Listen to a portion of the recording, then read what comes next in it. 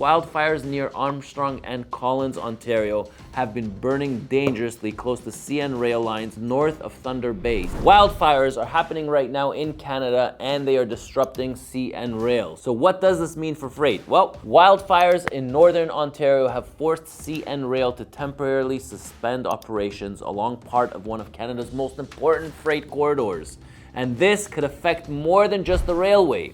When a major rail line shuts down, freight starts backing up, containers miss connections, and shippers begin looking for other ways to move urgent products. So what does this mean for freight moving across Canada, and could some of it shift into trucks? Let's get into it. Well, first, what happened? Well, wildfires near Armstrong and Collins, Ontario have been burning dangerously close to CN rail lines north of Thunder Bay. CN temporarily stopped operations in the area and evacuated employees for safety. Several freight trains were reportedly stopped near the fires, and video showed one train surrounded by flames before the crew was safely evacuated. So why this route matters? Well, CN's network is one of the main ways freight moves between Western Canada and Eastern Canada. Rail carries containers, grain, lumber, fuel, vehicles, machinery, and many other products across the country.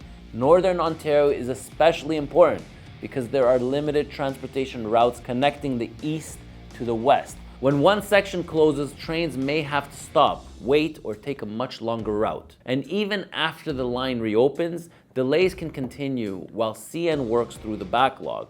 Now, what does this mean if you're a shipper? Well, if you're a shipper, you could be facing delayed containers, missed connections, and late deliveries. Now, let's face it, there's a lot of manufacturing plants out there that don't even know that their shipments are going inside containers. They believe it's all being trucked, but a lot of the times their freight is actually being railed over, so they can experience delays. Manufacturers may be waiting for parts, retailers may be waiting for inventory, exporters may miss port deadlines.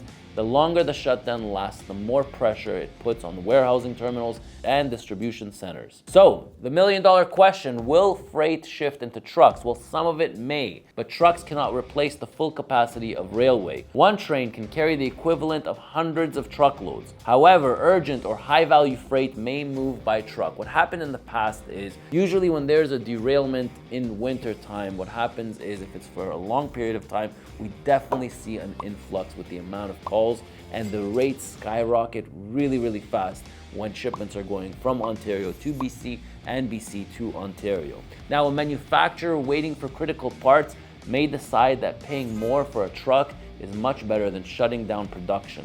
A short shutdown may only create delays. A longer closure could tighten truck capacity and increase rates on certain lanes. So my final thought, the first priority is the safety of workers, emergency crews, and communities affected by these wildfires. But this is also a reminder of how quickly Canada's supply chain can be disrupted. If CN restores service quickly, the impact may be limited. If the fires continue, more urgent freight could move onto trucks. So watch the load boards, speak with your customers, and do not move emergency freight at regular rates. When the supply chain is under pressure, your truck becomes more valuable. Make sure you price it that way. I don't know how long this is going to last, but if you are a manufacturing plant out there and you are thinking of that corridor and you're currently using rail service, I highly recommend that you stay on top of the story. And how are you going to do that? By subscribing to this channel. I'm Ronan, and I'll catch you in my next video.